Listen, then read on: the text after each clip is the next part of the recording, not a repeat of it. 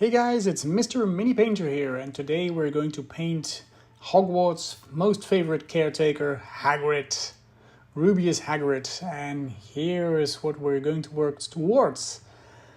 This is one of the Hagrid characters that has been distributed by Knight Models. There are two variants of the game, and this is the newer model, pre-assembled to the base and looking very self-assured. I base coated this model in a light gray. You can choose any spray that you want. You can do it in black as well. It doesn't really matter for this model. Now for the first color, I used Night Questor Flesh for, you guessed it, all the fleshy parts, the hands and the face. It's quite a dark tone, and I wanted him, because he's an outdoor person, I wanted him to have a bit of a dark tanned skin. To apply it to the face, the parts that are visible at least, and to his hands. And next we're going to use Cadian Flesh Tone for a first highlight. Now you can either do this in a pure form, or you can use it as a glaze. So thin it down and add several layers to your model, depending on the level of detail you want to have in your model and the amount of time you want to spend painting this one. Now next, before I finished the face, I started with Palette Witch Flesh to paint in the eyes. I find it an easy way of doing this, but you can of course do it either way you want. Next I dotted in the pupils with some Abaddon Black, and you should have something like this. And if you touched a little bit of skin that you're not supposed to touch, you have time to correct it now, because we've only done the base layer. So if so, just go over it again with some Night Questor Flesh or Cadian Flesh Tone, and you should be good. Next I'm highlighting the Kislev Flesh combined with the Cadian Flesh Tone for another highlight. And as you can see here, I'm now accentuating the knuckles, the fingers, parts where the light would normally hit the model, and leave the darker areas below. I did the same with the face. And we're done. Time for the next step, which is the large area, the coat, on which I used Baylor Brown and Castellan Green. I mixed a little bit of Castellan Green to the Baylor Brown in about a 1:4 ratio, which creates a nice darker brown, because Baylor Brown is a bit yellowish and I wanted it to be a little bit more towards the green. And so I covered the entire model with it. Make sure not to touch the hands because you've just finished them.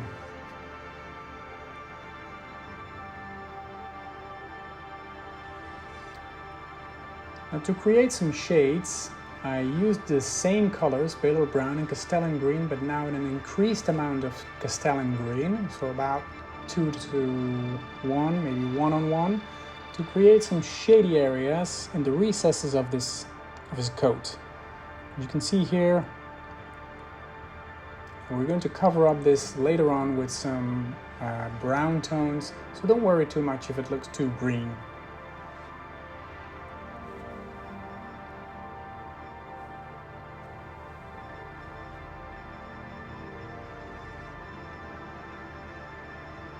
Now for the next part, I'm using Skeleton Horde to cover the entire coat. And I went maybe a bit too heavy on it, I don't know. So you might want to go a bit easier than I did in the first phase. I like the result, but it can be a bit much maybe. Skeleton Horde is quite a strong coat, a strong color. But it creates some very nice shading, and it adds a brown to the yellow and green tones we have so far. I really like the result, and the nice thing about contrast paints is that they create instant shading as well. Afterwards, I mixed some Steel Legion Drab with Baneblade Brown to create the first highlights. Not just first, the only highlights, because I wanted the coat to be fairly monotone.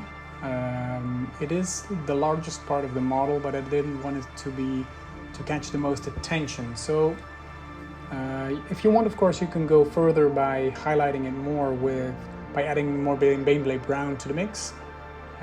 You can maybe even add some Baneblade Brown in combination with the Baylor Brown we used before, if you want a more yellowy look. I wanted it to be a bit more worn and a bit more worn. So this was what I went for. For the inner shirt, I used Mornfang Brown. And Mornfang Brown is more of an orangey red tone. It has a nice kind of a leather look. I covered the entire shirt with this.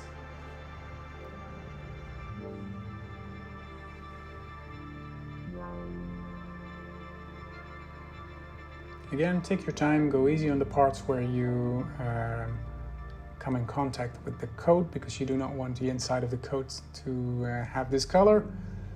So go slow, take your time, make sure that you get a nice clean result.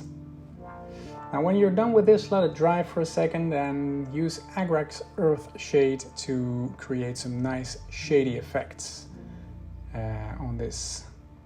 What is it? Is it a blouse or is it a shirt? I'm not sure. He's wearing several layers.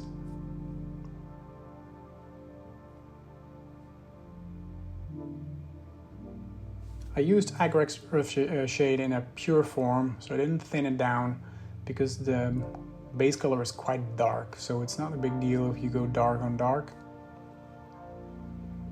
Now next I used some pure Mornfang Brown to retouch the raised areas.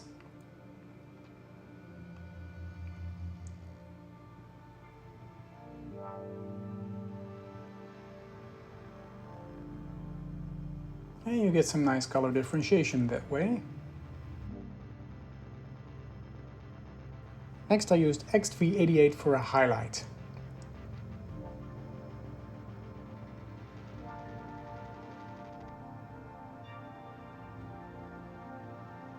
Make sure just to touch the edges.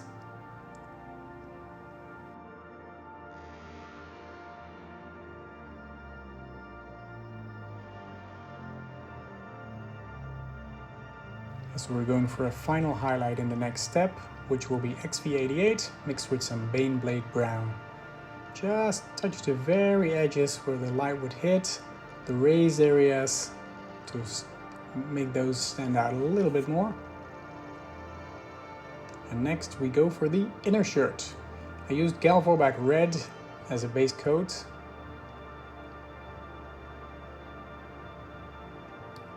In hindsight, I could have maybe done this before the coat, because now I have to be very careful not to touch it. But if you have a little bit of experience, then you should be okay.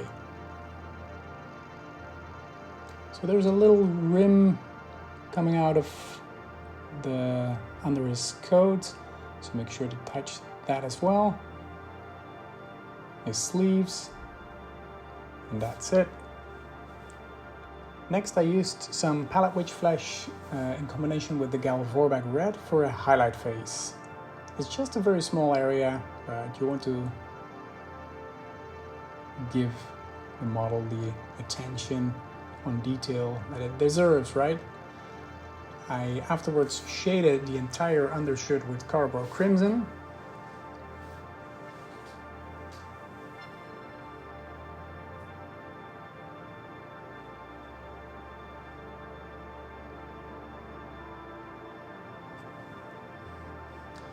Next, I went for the pants. I used Rhinox Hide with Abaddon Black because I wanted to make a very, very dark brown pants, which I can highlight later on with some browns. I think I used about a 2-to-1 ratio, 2 parts black, 1 part Rhinox Hide in this. So it gets really, really dark.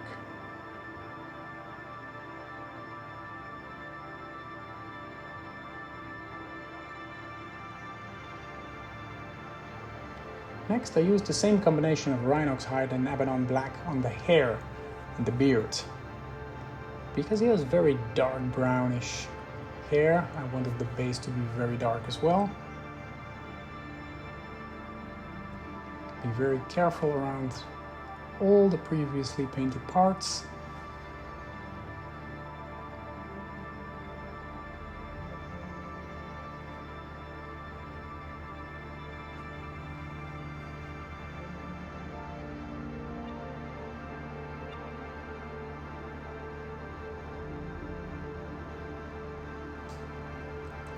Next, I added some Mechanica Standard Grey to lighten up the Abaddon Black Rhinox Hide mix.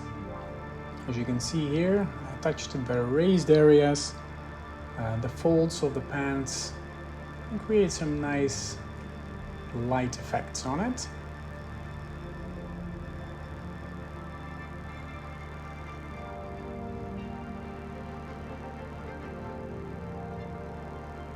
We're going to be adding another highlight phase, so you can take larger parts in the first highlight phase, as we're going to define the folds now by adding some Baneblade Brown to the previous mix.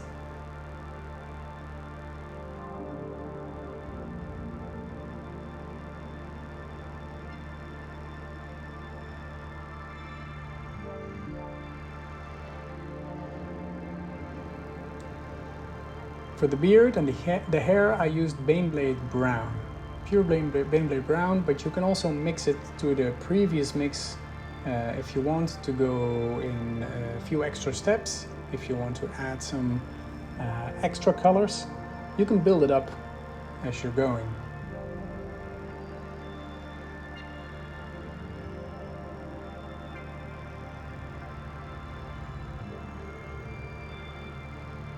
For the shoes, I used dried bark, as it's a nice dark brown color and it stands out from the pants.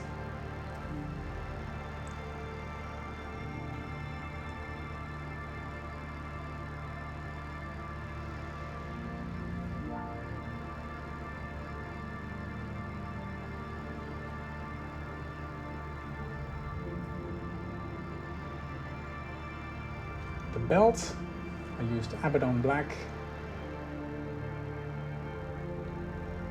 to make a nice dark belt, which we can highlight with some brighter colors, of course.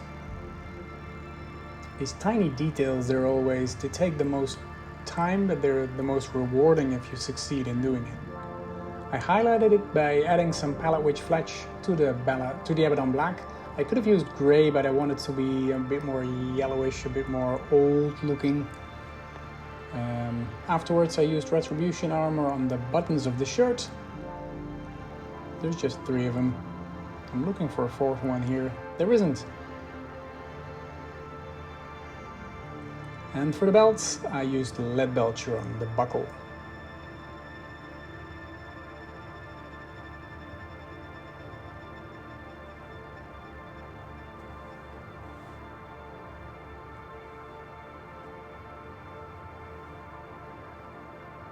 And we're going back to Baneblade Brown to highlight those shoes.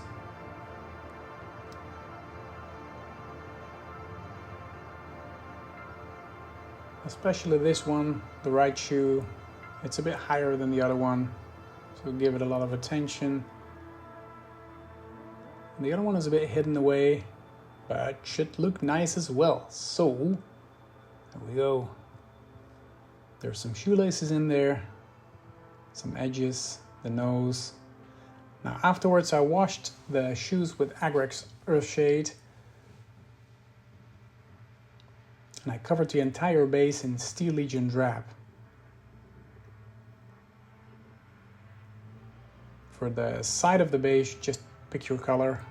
Any color should do. It should fit with the rest of your Harrypotter army. I also shaded the base with Agrex Earthshade to get these nice edges showing. And the next thing is that I highlighted it with some Karak stone to create those sharp edges of the stone. you just touch the side of the model with it, the edges of the stone. And if you want, you can take it even further by touching every individual stone and creating an edge, which I did here, to make him stand out a bit more. And there he is, our favorite Harry Potter friend. Everybody loves him, Rubeus Hagrid. I want to thank you again for watching this video. I hope to see one of your comments below, and thank you so much for watching again. Bye bye.